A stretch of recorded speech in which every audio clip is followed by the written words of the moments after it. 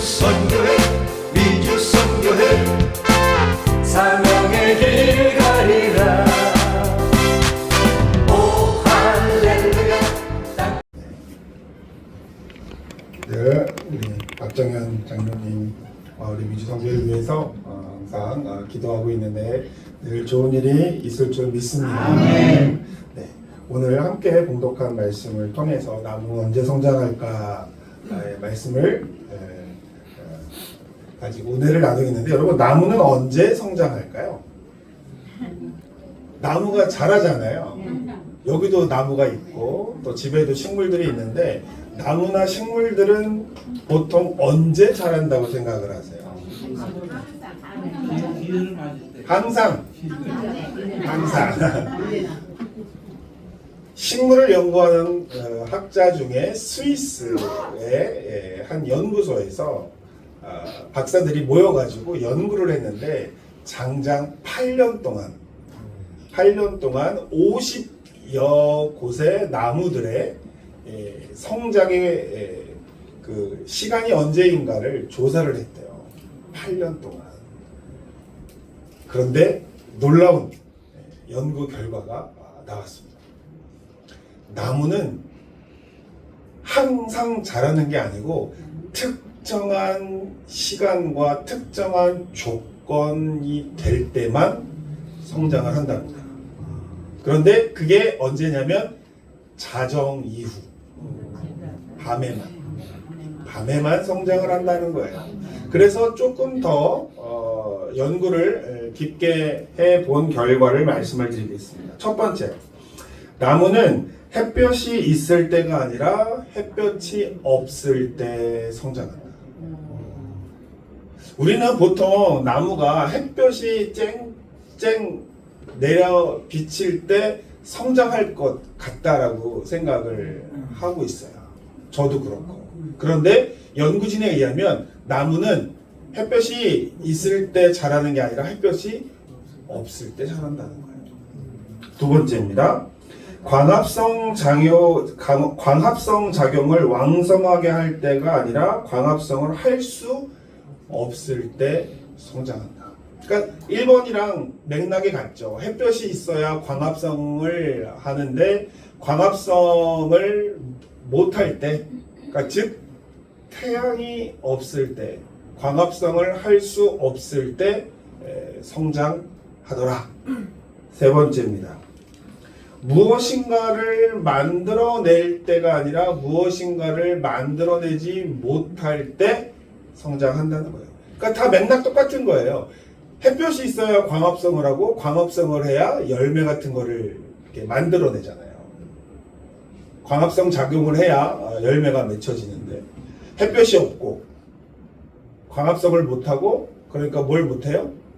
뭔가를 만들어내지 못할 때 성장을 하더라. 그 다음에 네 번째인데요. 잎사귀와 줄기가 탱탱할 때 성장하는 것이 아니라 잎사귀와 줄기가 축 늘어졌을 때 성장을 한다. 이거는 다섯 번째와 연결이 되는데요. 무슨 말씀이냐면, 물이 충분할 때 성장하는 것이 아니라 물이 없을 때 성장한다. 햇볕이 내려지면 광합성을 해야 되죠. 광합성을 해야 하려면 뭐가 필요하냐면 물이 필요합니다. 그러면 나무는 한낮에 뿌리에서 물을 엄청 끌어당깁니다. 땅으로부터 수분을 빨아들여서 그것을 줄기를 통해서 잎사귀로 올려주면, 그 잎사귀들이 태양을 받아서 광합성 작용을 해서 산소를 만들어 낸다는 거예요. 그런데 나무는 언제 성장한다고요? 햇볕이 없고, 광합성을 할 수가 없고, 무엇인가를 만들어낼 수가 없고, 그리고 잎사귀가 시들시들할 때, 그리고 물이 없을 때. 낮에요, 식물들이 낮에 왜 탱탱하냐면 빛이 있기 때문에 광합성 작용을 하려고 밑에서 물을 빨아들이니까는 그 물이 올라오니까 잎사귀가 탱탱한 거예요. 근데 밤이 되면 광합성 햇볕이 없죠. 광합성은 작용 못하죠. 그러니까 물이 필요 없죠. 그러니까 잎사귀들이 어때요? 집에 있으면 밤에 되면 잎사귀들이 쭉 내려가죠.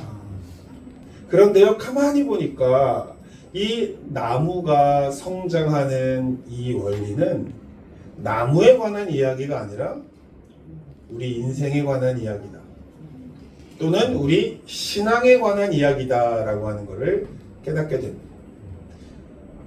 태양이 있을 때라는 얘기는 뭐예요? 늘 하는 것이 잘 될 때. 태양볕이 비치면 얼마나 좋아요. 태양을 좋아하십니까? 비를 좋아합니까? 밝은 걸 좋아하세요? 어둠을 좋아하세요? 예, 밝음을 좋아하죠. 그거는 우리가 항상 밝은 빛이 비칠 때, 뭔가 잘 밝음이 드러날 때를 의미하는 거예요. 그런데 살다가 보면 태양이 늘 비치지 않는 것처럼 우리의 삶에도 늘 밝음이 있는 것은 아닐 때가 있다는 것이죠. 그런데 우리는 그때 좌절하고 실망하고 낭망할 때가 있습니다. 그런데 그때가 오히려 뭐 할 때라는 거예요? 성장할 수 있을 때라는 것이죠. 그리고 내가 광합성 작용을 한다는 것은 무엇인가를 만들어낸다는 거거든요. 근데 우리가 무엇인가를 만들어내고 무엇인가를 생산적으로 만들어낼 수 있을 때 그때는 우리가 막 뭔가 일을 합니다. 그때는 좋죠. 근데 어느 순간 어느 시절이 되다 보면 내가 아무것도 할 수 없을 때가 다가옵니다. 그때 우리는 자기의 삶을 되돌아보고 나는 어떤 삶을 살았는가, 나는 어떤 인생인가를 되돌아보면서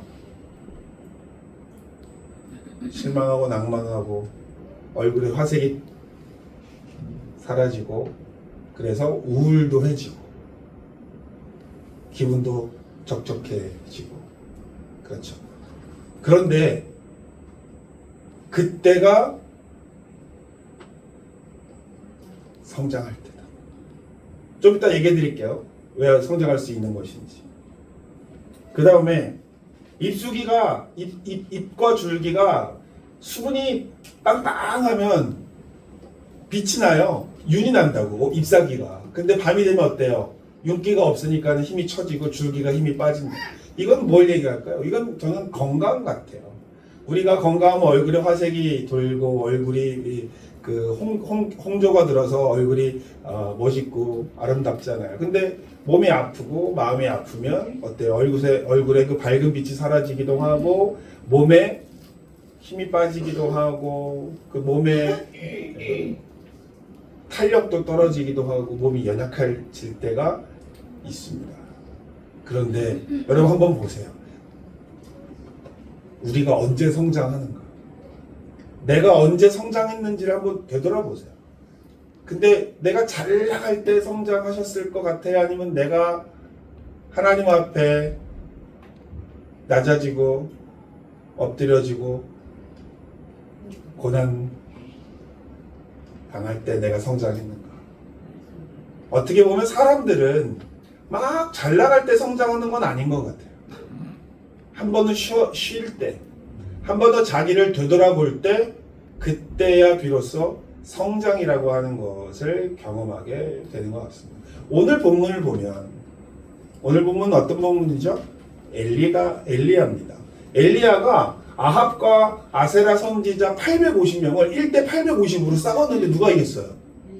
엘리야가 이겼습니다. 다 무찔렀어요. 그러고 난 다음에 어떻게 돼요? 이세벨이 엘리야를 죽이겠다고 잡아오라고 하니까 엘리야가 사원과 함께 도망간 거예요. 그 다음에 광야에 도달합니다. 그때 엘리야가 사원에게 너 여기 가만히 있어. 내가 하나님 앞에 먼저 가서 기도를 해야겠다 라고 하는데 사실 그게 기도가 아니라 하나님한테 하직 인사죠. 가서 하나님 나 여기서 죽어도 좋사오니 여기서 죽여주십시오. 스트레스가 얼마나 심했으면 그 하나님의 선지자였던 그 엘리야가 하나님 앞에 나 이제 여기서 죽어도 좋으니 나를 죽여주십시오 라고 이야기했을까요? 지금 엘리야는 햇볕이 있는 시기일까요? 햇볕이 사라진 밤의 시기일까요? 네. 무엇인가를 할 수 있는 시기일까요? 할 수 없는 시기일까요? 그 다음에 탱탱할 시기일까요? 축 늘어진 시기일까요? 수분이 가득한 시기일까요? 은혜가 떨어진 시기일까요? 예, 은혜가 떨어진 시기입니다. 그런데 이때 엘리야가 누구를 만나냐면 하나님을 만나죠. 하나님을 만나서 이게 로뎀나무 사건이잖아요. 로뎀나무에서 하나님께서 까마귀를 시켜가지고 엘리야에게 먹을 것을 갖다 주고 그를 회복시키십니다. 그런데 여러분, 많은 사람들이 잘 깨닫지 못하고 있는 게 한 가지 있어요. 뭐냐면 엘리야의 사역이 이 로뎀나무를 중심으로 로뎀나무 이전의 엘리야와 로뎀나무 이후의 엘리야로 달라진다는 거예요. 놀랍지 않습니까? 왜 하필이면 그 로뎀나무를 기점으로 로뎀나무 이전에는 엘리야는 싸우고 부시고 공격하고 하는 굉장히 약간 그 과격한 사역을 감당합니다. 근데 로뎀나무 사건 이후에 엘리야는 하나님과 이야기하고 하나님의 말씀을 듣고 그 다음에 지도자를 세우고 다른 나라의 왕을 세우고 자기의 후계자를 세우는 사역으로 사역이 바뀌어요. 이게 어디야? 로뎀나무예요. 로뎀나무에서 뭐가 있었죠? 하나님과의 만남이 있고 그 만남은 곧 엘리야의 성장이었습니다. 그가 가장 낮은 그 골짜기에 있을 때 그가 하나님을 만나고 그 하나님을 만나면서 거기서 오늘 성경 말씀에 보면요, 하나님이 그를 일으켜 세우셨다고 나와요. 그러니까는 그 전까지는 부수고 깨고 넘어뜨리고 파괴하는 그 사역을 하던 엘리야가 이제 하나님이 먹이시고 다듬어 주시고 보듬어 주시고 세우시는 사역을 경험하게 돼요. 그런 하나님을 만나는 거예요. 그런 다음부터 자기의 사역이 변해요. 자기 이 사역 이후에 엘리야가 엘리사를 세워요. 세우는 사역을 한다고. 그전에는 무너뜨리는 사역을 했지만 그 이후로는 세우는 사역을 한다고.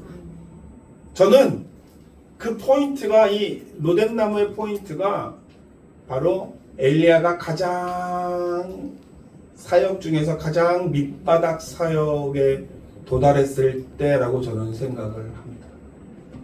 사람은 살다가 보면 늘 항상 정상에 있을 수만은 없어요. 올라가다 보면 내려오게 되어 있죠. 인생을 살아보시면 우리 다 아시잖아요. 항상 정상만 가는 사람이 있어요, 없어요? 없죠. 올라갔다 내려갔다 올라갔다 내려갔다 하는 거 아닙니까? 그런데 중요한 건 올라갈 때 성장하는 게 아니라 언제 성장한다고요? 내려갈 때 성장하는 거라고.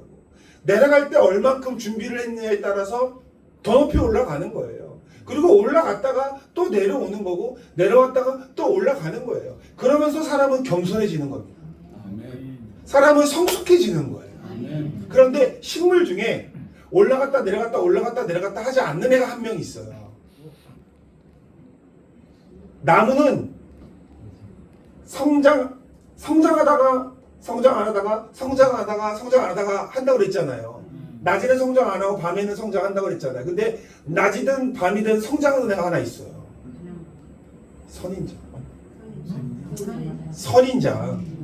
선인장은 낮이든 밤이든 얘는 조금씩 죽을 똥 살 똥 살아가요. 그런데 특징이 뭐예요? 가시가 돋죠. 삶에 굴곡이 있어야 잘 될 때도 있고 안 될 때도 있고 흥할 때도 있고 쇠할 때가 있어야 겸손하고 사람이 성숙하여 지는데, 그게 없이 계속 아둥바둥 죽을 똥 살 똥 살다가 보면 자기는 성장하는 것 같아도 뭐가 돋아요? 가시가 돋아요. 그래서 저는 이 얘기를 식물학자한테 들었어요. 식물학자. 근데 이게 인생이라고 그랬잖아요. 인생에 실패 없이 실패하지 않으려고 계속 가는 인생이 있고 실패를 받아들이고 성숙하고 실패를 받아들이고 겸손해지는 인생이 있는데 그 둘 인생이 한 인생은 겸손하고 부드럽고 성숙한 인생이지만 또 하나의 인생은 어떨 셈이에요? 가시돋친 인생이 되어질 수 있다는 것. 따라서 때로는 내 삶에 고난이 다가오는 게 나로 하여금 가시가 돋치지 않게 한다는 것을 알 때 그 고난이 나에게 은혜나 감사함으로 받아들이게 되더라고요. 따라서 엘리야는 이 사건을 통하여서 겸손을 배웁니다. 그리고 하나님을 만나고 성장하죠. 근데 여러분 보세요. 요셉은 아버지의 품 안에서 색동 옷을, 색동 저고리를 입었을 때 성장했을까요? 아니면 보디발 장군의 집에서 감옥에 들어가 있을 때 거기서 성장했을까요? 성경에 보면요, 요셉이 아버지의 품 안에 있을 때 하나님이 그와 함께 했다라고 하는 얘기가 안 나와요. 그런데 어디부터 하나님이 그와 함께 하셨다가 나오냐면 그가 아버지의 품을 떠나면서부터 성경에 하나님이 그와 함께 하심으로 그가 형통하였더라. 그가 관원장에게 은혜를 입었더라. 저는 이게 이 나무의 성장 원리와 같다고 생각합니다.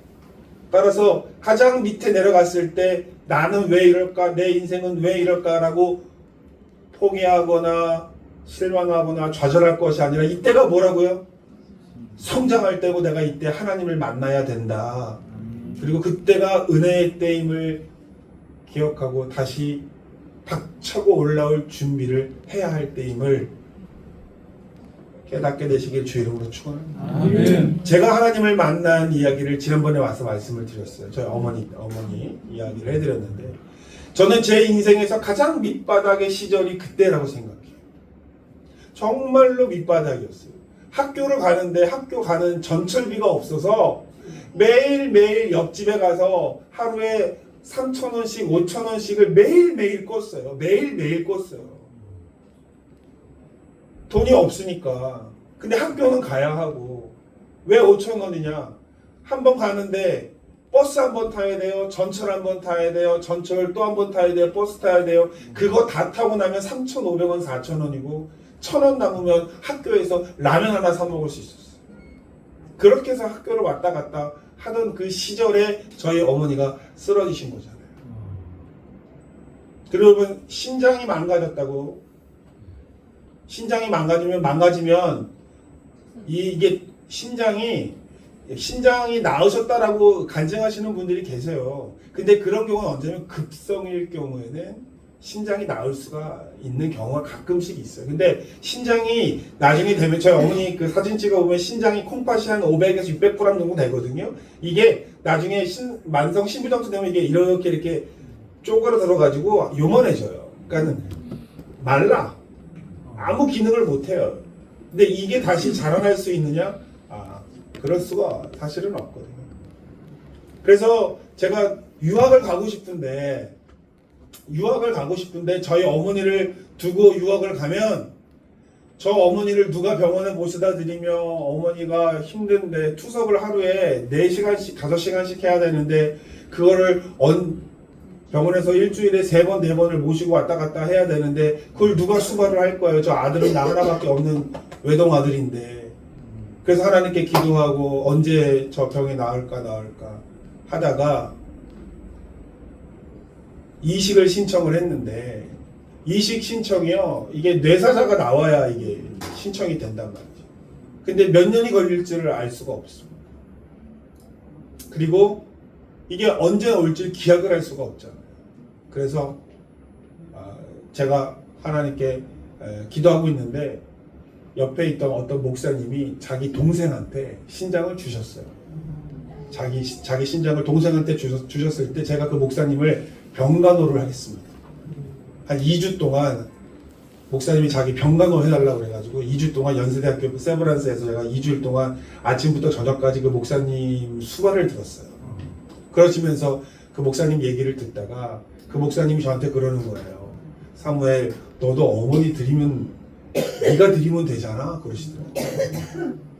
그래서 제가 여쭤봤어요. 안 아프냐고. 그랬더니 안 아프다는 거예요. 안 아프대. 하나도 안 아프대. 그래가지고 제가 병원에다가 얘기를 했죠. 제가 저희 어머니께 제 거 드리고 싶습니다. 그래서 제가 저희 어머니 거를 이제 드렸습니다. 그래서 저희 어머님 몸속에는 이제 제 신장이 지금 있어서 어머님의 몸에는 신장이 3개가 있어요. 이게 떼내는 게 아니라 이거는 그냥 두고 여기 이게 허벅지 쪽에다가 제 신장을 심어요. 거기 공간이 있어요. 여기 골반 쪽에 공간이 있어서 거기다가 제 신장을 넣어요. 그래서 수술을 했는데 수술을 8시간 정도 끝나고 나서 눈을 딱 뜨니까 목사님이 그러시더라고요. 이제는 내가 너 병간호 해줄게. 그래서 그 목사님이 제 옆에 앉아 계셨거든요. 근데 눈 딱 뜨니까 저한테 딱 첫 마디가 근데 좀 아프다. 그러니까 막 뭐라 그랬어요 제가. 아니 안 아프다 그래가지고 내가 했는데 이제 와서 아프다 그러면 어떡하냐. 근데 아파요. 근데 저희 어머니는 하루 만에 일어나서 걸어 다니셨는데 왜냐면은 받는 사람은 이 허벅지 골반 라인에다가 이렇게 삽입을 하기 때문에 일어나는데 지장이 없어요. 근데 주는 사람은 그 허리를 절개를 해야 돼요. 허리 라인, 벨트 라인을 절개를 해야 되는데 또 이 의사 선생님이 여성분들은 이쁘게 째주는데 남자는 그냥 째요. 그래서 여자들은 미용을 생각해가지고 조금만 이렇게 절개를 하는데 저는 한 30 몇 센치를 그러니까 허리를 둘러가지고 벌려서 그 신장을 적출을 해서 어머니를 이식을 했는데 이제 문제는 수술비가 문제인 거예요. 저희 어머니는 공짜. 그러니까 왜냐면 그게 그 신장 만성 신부전증 걸린 분들은 장애 2급이에요. 장애 2급은 나라에서 전액 무료가 돼요. 한장 특례가 돼가지고. 근데 중요한 건 저는 수술비를 물어야 돼요. 아니 수술비를 내야 돼요. 저는 정상인이잖아요. 게다가 자원에서 공여를 한 거잖아요. 그러니까 저는 의료보험 혜택이 안 되는 거예요. 그러니까 저는 보통 제가 다른 사람한테 공여를 하면은 그 재단에서 그 황금바 같은 거, 황금 열쇠 같은 걸 줘요. 감사의 표시로. 근데 저는 저희 어머니한테 했잖아요. 그러니까 그것도 안 줘. 그것도 안 주고 치료비도 제가 다 물어야 되는 거예요. 근데 막상 걱정이 되는 거죠. 그게 언제였냐면은 2000년도였거든요. 2000년, 지금부터 한 24년 전이잖아요. 24년 전에 한 그 수술 비용만 해도 한 1,000, 2,000 이상 나오는 돈이었는데 그게 걱정이 되는 거야. 하고는 했는데 걱정이 되는 거예요. 그런데 하나님께 기도했죠. 하나님 드리긴 드렸는데 이 다음에 이 빚은 어떡합니까? 했는데 이제 한 분 동네에서 권사님들이 저를 찾아오셔가지고 병원비에 보태 쓰라고 주고 가시는 분들이 한 분, 두 분 오시는 거예요. 그러니까 그때 제가 전도사였거든요. 새끼종이 엄마 살리겠다고 병원에 누워있는데 우리가 가만히 있으면 안 된다고 해가지고 봉투를 주고 가시는데 저는 이제 못 움직이니까 봉투를 하나 받으면 베개 밑에다가 이렇게 놓고 또 놓고 왔는데 나중에는 그게 너무 많아가지고 베개를 둘 수 없을 정도로 많이 돼가지고 나중에는 수술비를 다 내고 고기 사 먹을 정도 돈이 나갔어요. 하나님께서 길을 열어 주시는 거죠. 그러니까 제가 그때 깨달았어요. 내가 죽을 듯이 내가 하나님 앞에 매달리고 내 몸과 마음과 생각을 다 하나님께 맡겨드리면 하나님이 하시는 거예요. 그때가 그 2000년도잖아요. 2000년도에 하고 난 다음에 보통 신장 이식하면은 5년도 못 가고 10년도 못 가고 그래요. 근데 저희 어머님 지금까지 25년째 건강하게 살아 계시거든요. 그래서 연세대학교에서 저희 어머니 돌아가시면 특별 연구 케이스로 어머니 좀 그 연구하게 해달라고 시신 기증을 좀 해달라고 해가지고 저희 어머니도 시신 기증을 약속하고 저도 시신 기증을 이제 약속해서 저희 어머님은 이제 돌아가시게 될 때는 이제 연세대학교의 그 세브란스에서 의료 연구의 케이스로 아마 연구가 될 거예요. 왜냐하면 그 거기서도 기록이에요. 25년 동안 이 관리를 하고서 생존에 계신 케이스가 없기 때문에 제가 저희 어머니한테 말씀을 드리죠. 술도 안 마셔. 담배도 안 폈어. 20살 후반에 건강한 신장 하나가 거기 딱 들어가니까. 저희 어머님이 제 신장을 받으시고요. 5년 동안 겨울에 반팔을 입고 다니셨어요. 외투를 안 입으셨어요. 겨울에. 왜냐면 신장이 몸에 들어오면은 뭘 하냐면 온도 조절을 하고 수분 조절을 하는데 저희 어머님은 그 콩팥이 보통 이제 혈관이 2개인데 제 거는 혈관이 3개였대요. 커가지고 들어가니까 어머니 몸에 열이 나니까 5년 동안 감기가 안 걸리는 거예요. 네. 대신 저는 5년 동안 추워서 죽는 줄 알았어요. 2개 있던 게 하나 나가니까 너무 추운 거예요. 자다가 일어나서 막 몸이 달달달달 떨고 눈 딱 떠보면 어머니가 더워가지고 밤에 문 열어놓고 일어나셔서 문 열어놓으신 거예요. 그러면 저는 또 일어나가지고 문 또 닫고 자면은 좀 있으면 또 추워. 그러면 어머니가 또 문 열어놓고 주무시고. 네. 그렇게 했는데 그때 제가 하나님을 만났잖아요. 제 기도하는 기도에 들어주시는 하나님을 만났잖아요. 그래서 그 다음에 한 게 뭐냐면 내가 독일 가도 하나님이 나를 인도해 주시겠다. 아멘. 그래서 그 다음부터는 하나님한테 뭐 할 때마다 하나님 나 이거 할 거예요 도와주세요. 나 이거 할 거예요 인도해 주세요. 라고 할 때마다 기도하고 할 때마다 하나님께 은혜를 구했다는 거예요. 아멘. 그러니까 저는 제 믿음의 가장 근본적인 체험이 언제냐면 저희 어머니가 쓰러지셨을 때 저희가 아무것도 없고 바닥에 있을 그때 만난 그 하나님의 은혜가 지금 제 삶의 원동력이에요. 아멘. 그때 만난 하나님을 은혜를 지금도 기억하면서 살고 있고 그때를 기점으로 하나님의 은혜를 어마어마하게 받습니다. 아멘. 그래서 저는 어려운 일이 있거나 힘든 일이 있잖아요. 그러면 희한하게 이 담대함이 생겨요. 담대함이 생기는데 독일에 갔는데 독일에 아는 사람이 아무도 없었어요. 그런데 이사를 가야 되는데 이사를 가야 하는데 독일은 복덕방 시스템이 되게 이상한 나라라 가지고 복덕방비를 우리는 뭐 2몇 % 뭐 주잖아요. 근데 거기는 복비를 석 달치를 줘야 돼. 복비가 월세의 석 달치가 복비인 거예요. 그리고 들어가려면은 복비를 그러니까 월세를 3개월치를 미리 내야 돼요. 그러니까는 움직이려면은 6개월치는 있어야 되는 거예요. 게다가 이사 비용이 월세 한 달치가 되거든요. 그러니까는 총 7개월치는 있어야 되는 거예요. 그러니까 움직일 수가 없으니까 복덕방을 못 간다고. 근데 제가 그때 하나님한테 기도하면서 우리 집 찾으러 가자 라고 생각하고서 떠났습니다. 떠났는데 여러분 어디에다가 집을 찾을까요? 어디에다가 집을 찾아야 될까요? 알고 가요? 모르고 가요?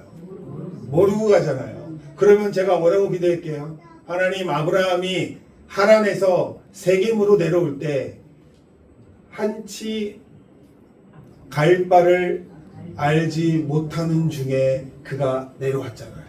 그럼 저도 그렇게 기도했어요. 하나님 아브라함이 한치 갈 바를 알지 못함에도 불구하고 하나님이 인도하사 그 세겜에 이르게 하여 주셨듯이 저도 한치 갈 바를 알지 못하지만 하나님 나를 인도하사 주님께서 주실 그 집으로 인도하여 주옵소서 아멘. 하면서 하루 종일 돌아다녔습니다. 하루 종일 돌아다녔는데 집이 안 되는 거예요. 그래서 그냥 아무 집이나 눌렀어요.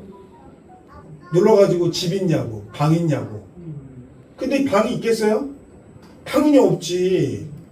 근데 아무 집이나 눌렀으니까. 그런데 마지막으로 집사람이랑 마지막으로 야 우리 저쪽 한 번만 돌아보자 하고서 전혀 가보지도 않았던 동네를 딱 들어갔어요. 그리고 돌고 있는데 이상한 느낌이 있는 거예요. 그래서 봤더니 독일은 창문에 커튼을 쳐요. 그리고 커튼에다가 이쁜 화분들을 이렇게 쫙 놔요.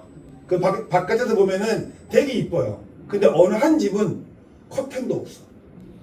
꽃도 없는 거예요.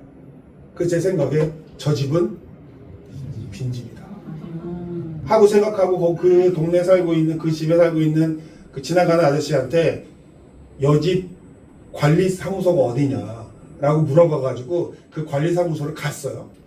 가가지고 제가 거기가 플레츠슈트라스인데 플레츠슈트라스에 있는 집 2층의 오른쪽 집 비었지. 그랬더니 그 사람이 깜짝 놀라는 거예요. 어떻게 알았냐는 거예요. 자기가 집이 7,000채가 있는데 7,000채 중에 집이 하나가 비면 귀찮아가지고 신문에 광고를 안 낸다는 거예요. 근데 그 신문에 광고를 안 낸 지가 1년 반이 됐는데 그 집이 비어있는지 어떻게 알고 왔냐는 거예요. 그래서 제가 아는 수가 있다. 그래서 그 집 달라고 얘기했어요. 그랬더니 그 사람이 그 집을 저한테 줬어요. 주는데 1년 반 동안 집을 안 썼으니까 집이 엉망이었을 거 아니에요. 자기가 싹 딱 고쳐주고 욕조 바꿔주고 싱크대 바꿔주고 벽지 새 거를 갈아주고 천장 다 갈아주고 들어오라는 거예요. 그런 다음에 한 가지 더 월세 1개월치 깎아주겠대요. 그런 다음에 하나 더 고르래요. 문을 바꿔줄까 돈을 줄까 그러더라고. 문 현관문을 새 걸로 바꿔줄까 아니면 돈으로 줄까. 그 제가 뭐라 그럴게요. 돈 달라고 그랬지. 돈 달라고 그랬지. 그래서 봤더니 그 집이 어떤 집이냐면 독일은요 집주인이 집을 지을 때 자기 돈으로 집을 지을 수도 있고 시에서 주는 돈을 받아가지고 집을 지을 수도 있어요. 대신 조건이 붙어요. 30년 동안 시에서 지정해주는 사람들에게만 집을 줄 수 있어요. 그러니까 뭐 독거노인이라든지 아니면은 사회 보장을 받아야 되는 사람한테만 줘야 되는 집인 거예요. 근데 그 집이 30년이 지나면 그때는 그 집주인 마음대로 집을 줄 수가 있는 거예요. 그런데 그 월세가 높을까요, 낮을까요? 낮겠죠. 사회 보장 제도를 위해서 만든 집이니까. 근데 제가 그 집을 들어간 게 그 30년이 풀린 그때 들어간 거예요. 그러니까 그 집의 최적 월세 때 제가 들어간 거예요. 그 다음에 그 집의 월세를 집주인이 마음대로 못 올려요. 1년에 2%밖에 못 올려요. 월세가 30만 원이면 30만 원에 2%면 얼마예요? 6천 원에 만 원도 못 올려요. 그렇게 올려야 되는 거예요. 제가 거기에서 10년을 살았어요. 그런데 사람들이 보게 되면 제가 이 이야기를 하면 사람들이 기함을 해요. 어떻게 알고 갔냐는 거예요. 내가 어떻게 알고 갔겠냐. 기도하고 간 거다. 하나님이 인도해 주신 거다. 그랬더니 그때부터 유학생들이 밤에 길거리를 동네를 돌아다니는 거예요. 빈집 없나. 네. 근데 이 믿음의 이 은혜의 시작이 어디였냐면 어머니가 쓰러졌을 때 만났던 그 하나님의 은혜였다고 전 말씀드리고 싶어요. 그러니까 가장 밑바닥에 있을 때가 뭐 할 때예요? 은혜 받을 만한 때. 그때가 믿음이 성장할 때라는 거. 나무가 밤에 성장하고 물이 없을 때 성장하고 아무것도 없을 때 성장하듯 우리도 무엇인가를 할 수 있을 때 성장하는 거 아니라 오히려 무엇인가를 할 수 없을 때, 빛이 없을 때, 힘이 없을 때, 축 늘어졌을 때, 무엇인가 부족할 때, 그때가 곧 하나님을 만날 때요, 하나님의 은혜를 경험할 때요, 믿음이 성장할 때다. 그리고 나서 성경에 있는 믿음의 조상들을 봤더니 그들이 다 성장하던 때가 어느 때예요? 다 밤에 집에서 쫓겨나던 야곱이 베델의 돌베개를 베고 자면서 하나님을 만나지 않습니까? 어려울 때 만나지 않아요. 그 다음에 야복강에서 자기 식구들 다 보내고 아무도 없는 그 순간에 야곱이 이스라엘로 변하고 하나님의 천사를 만나서 씨름하면서 깨어지잖아요. 마찬가지입니다. 하나님의 믿는 사람들은 잘 나가면 잘 나가는 것도 은혜고 내려오면 성장할 때니까 은혜인 거고 좋을 때도 은혜요, 나쁠 때도 은혜요, 태양이 떠도 은혜요, 구름이 떠도 은혜요. 단지 지금 내가 뭘 해야 할 때인지를 알기만 하면 되는 거예요. 하나님이 사용하실 때는 그 사용의 그때에 맞춰서 열심히 충성을 다하면 되고 그 시간이 멈춰서 내가 숙고해야 되고 반성해야 되고 겸손해져야 될 때다라고 하면 그때 하나님을 만나면 돼. 그러면 성장하게 된다는 거죠. 그러면 하나님께서 이사야에게 엘리야에게 뭐라고 얘기하시죠? 내가 너와 같이 구루터기 7천을 남겨놓았습니다. 나중에 엘리야가 그 7천들과 함께 이스라엘을 세웁니다. 하나님의 사역은 끝나지 않아요. 성장을 하면 하나님은 또 다른 길을 만들어 주시는 줄 믿으시길 주 이름으로 축원합니다. 내가 만난 하나님, 내가 경험한 그 은혜를 힘입어서 또 한 번의 시작이, 또 한 번의 성장이 있게 되시기를 주님의 이름으로 간절히 축원합니다. 말씀 생각하시면서 하나님, 우리가 언제라도 하나님 사망의 음침한 골짜기를 지나갈 때라도 그곳에서 내 원수의 목전에서 상을 베푸시는 하나님을 경험하게 하여 주시옵시고 그곳에서 목자 되신 하나님을 경험했던 다윗처럼 하나님 나도 경험하게 하여 주시고 나무가 성장하듯 우리도 성장케 하여 주옵소서. 우리 말씀 생각하고 주여 삼창과 합심으로 함께 기도합니다. 주여! 주여! 주여! 사랑하는 하나님 감사합니다. 이 시간 하나님 나무가 어두운 마음에 성장하여 하나님 그 시간들을 성령의 시간으로 사용하듯이 저희들 또한 믿음의 시간 속에 어둠의 시간이 있고 아버지 내려감의 시간이 있고 멈춤의 시간이 있을지언정